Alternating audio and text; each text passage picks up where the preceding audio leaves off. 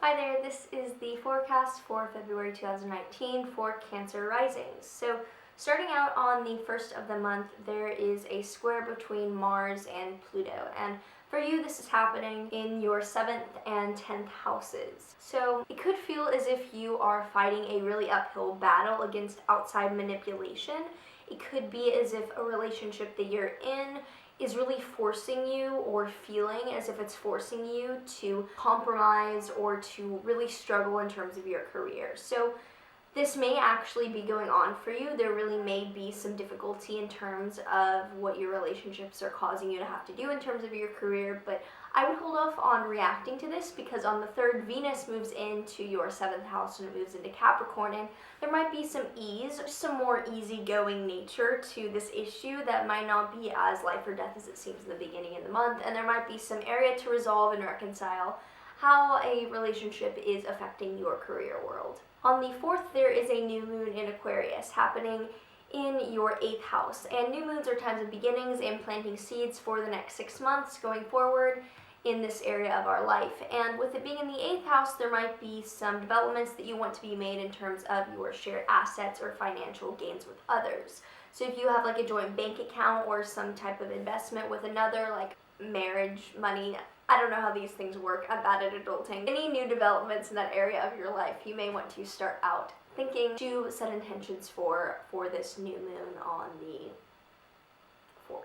On the 10th, Mercury moves into Pisces in your 9th house, and Mercury moving into your 9th house may mean that there's increased ideas or talk or intellectual developments happening in an area of your life relating to long-term goals, long-distance travel, degrees, and there might just be an ease at communicating your ideas about those things or in those areas of your life.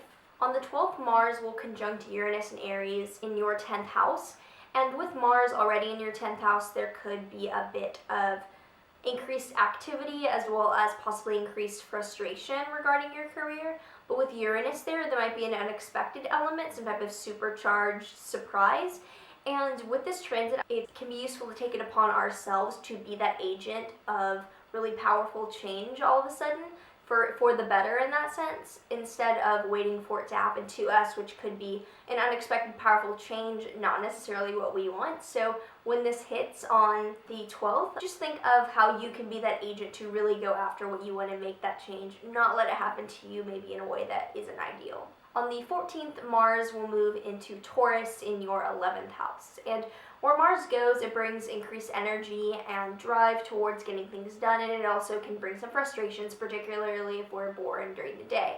And with it moving into your 11th house, there could be a drive to get things done in terms of your groups, your larger friends that you're a part of, the social sphere that you're in. There could be a push to really get shit done in that part of life. There could also just be increased impulsive accidents and things like that. So be careful about the way that you are coming across and maybe going after things really quickly in terms of your groups, but just know that there is more energy to put forth in that area of your life. On the 18th, Chiron moves into Aries, and it'll be here until 2027, and even though Chiron isn't a planet, it's an asteroid. This is a long transit, and it can show us in this area of life where our wounds are and where we're giving our personal power away. And with it happening in your 10th house, you can realize how you're acting from a place of hiding vulnerability in terms of your career and how you can take advantage of past lessons and past hardships you've been through to then get rewarded for showing that to the world and being more open about where you didn't have power before, that you now have gained it back and learned from mistakes happening to you or for you. On the 18th, the sun moves into Pisces in your 9th house, and this basically just means that topics related to the 9th house, long distance travel, education, religion, will be illuminated for you during Pisces season.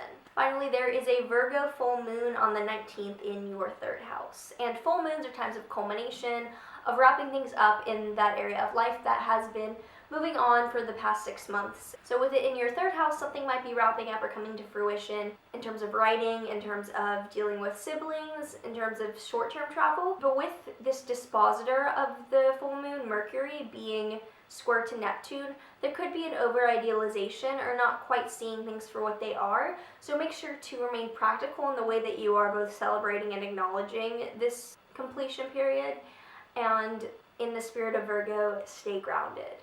Overall, this is a month for growing in terms of your career and the social circles you are a larger part of. So I hope this was helpful. I do private consultations at the link below. Like, subscribe, and I will see you soon.